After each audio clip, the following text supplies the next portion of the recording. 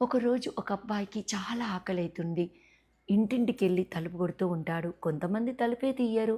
తలుపు తీసిన వాళ్ళు కూడా ఇంట్లో తినడానికి ఏమీ లేదు అని ఆ అబ్బాయిని పంపిస్తారు. అలా తలుపు కొడుతూ వెళ్ళగా ఒక ఇంటావిడ మాత్రం తలుపు తీస్తుంది. ఇంట్లో పెట్టడానికి ఏమీ ఉండదు. ఒక గ్లాసుడు పాలు ఆ అబ్బాయికిస్తుంది.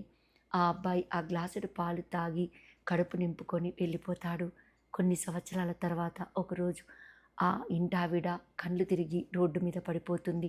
ఎవరో ఒకరు తీసుకెళ్ళి ఒక పెద్ద హాస్పిటల్‌లో జాయిన్ చేస్తారు. డాక్టర్లు ఆపరేషన్ చేసి ఆమెను బ్రతికిస్తారు.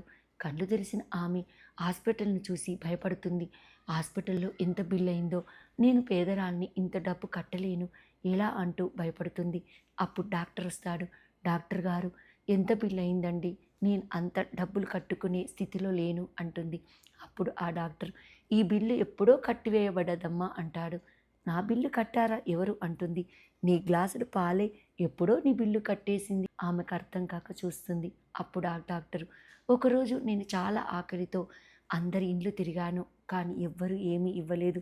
మీరు నాకొక గ్లాసుడు పాలు పోసి నా కడుపు నింపారు. ఈరోజు నీ రుణం తీర్చుకునే అవకాశం నాకొచ్చింది.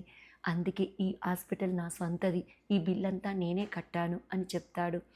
ఆమె ఆశ్చర్యపోతుంది. అందుకేనండి మనం చేసే మంచి పని అప్పుడే ఫలితం చూపెట్టకపోవచ్చు.